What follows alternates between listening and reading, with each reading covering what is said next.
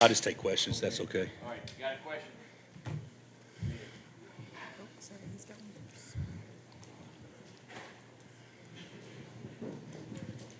Bill, you really hurt them really in two places, the defending the pick and roll and then a place they're usually strong on the glass. How did you sort of attack both of those areas? Well, I'll be candid. We hoped to attack them in the pick and roll, but we were just preying on the rebounding stuff. So, yeah, we did a great job defensive rebounding. We haven't rebounded the ball like that in a while.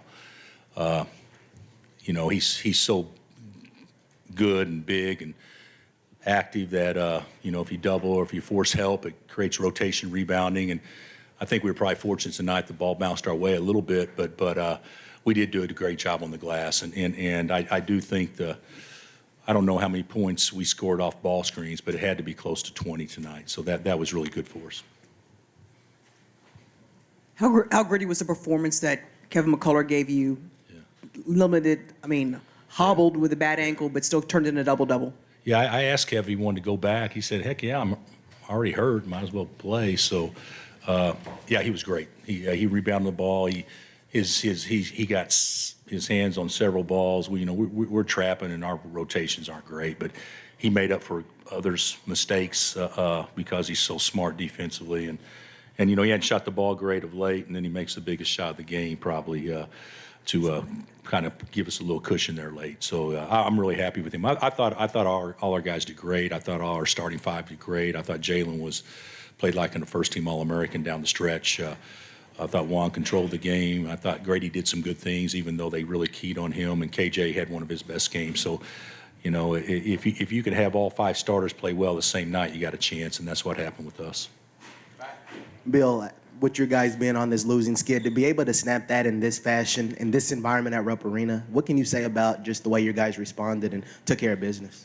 Well, I think I can't speak for Kentucky, and I don't want to, but there's some similarities in pride that exist at both places. The win they got at Tennessee was very similar to the win we got tonight. They didn't have a lot of momentum at that moment, and we didn't either, and they probably put together as good a performance as we've seen on the road. And I don't know that ours was that good tonight, but considering where we were and, you look out there, we're not the biggest team. We don't have a lot of depth. There's some things that we don't do great, but our guys do compete and they fight. And I think there's just a lot of pride within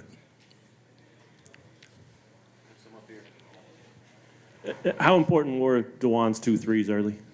Well, I told him he had to make at least 3 tonight, and he didn't.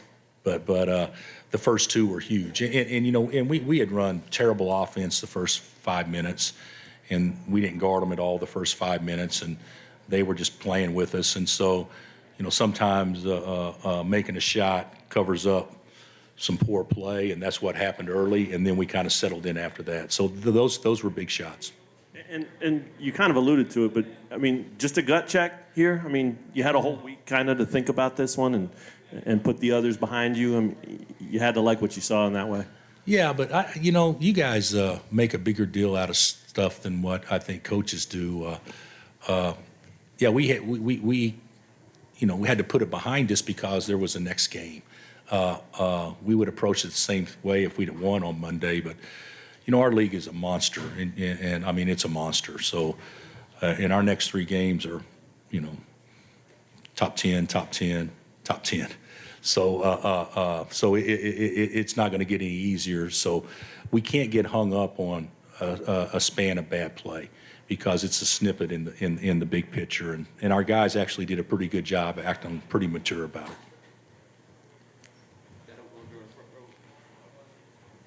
it. Zuby was in a boot after he came back in the second half. I guess what's his status, if you know it? Well, he turned his ankle, so yeah, he couldn't return today. So he got it pretty good, but I don't know if what his availability will be moving forward at all. I have no idea. And then when you were down to 9 scholarship guys when Kevin went out, was there any level of concern at all, or did you still feel as confident as ever? Well, I was more confident when he came back, but. Yeah, I think our guys are capable of doing well, but the way that we were trying to trap the post and stuff, if we didn't have Kevin, it would have been dead. So Oscar would have had a much bigger night if Kevin hadn't come back. I'm curious with Ernest and his minutes. I guess, what'd you like about what he brought during his time on the floor? Well, we thought if we could actually screen somebody, we could get out of it and run to the rim, and we were able to get 6 basically points that way, pretty easy baskets. And I thought he did a good job there. And he's young and he's not ready to defend him one-on-one. But I actually thought he did a pretty good job of staying between him and the basket. Yeah, and speaking on that, kind of with KJ, how did you feel he played, on the defensive end against Oscar, and then played pretty well on the offensive end too? Yeah, I thought that was something we wanted to do as KJ score, to try to drive it, and he did a good job on that. And I thought he played great. He's just not very big, guys. He's 6'6", but he was active. But when we didn't trap, he got buried there some of the second half. But he was exhausted too. That's a big guy to try to push when you absolutely never moving. So he was worn out tonight. Bill, Cal likes to say that when Kentucky goes on the road, it's everybody's Super Bowl. And I kind of assume it's similar for you guys in your league when you go. How much does that help you when you come into this environment and you're just not fazed by all the noise and the extra intensity in the air? Well, I actually believe that our guys will perform better in environments like this than not.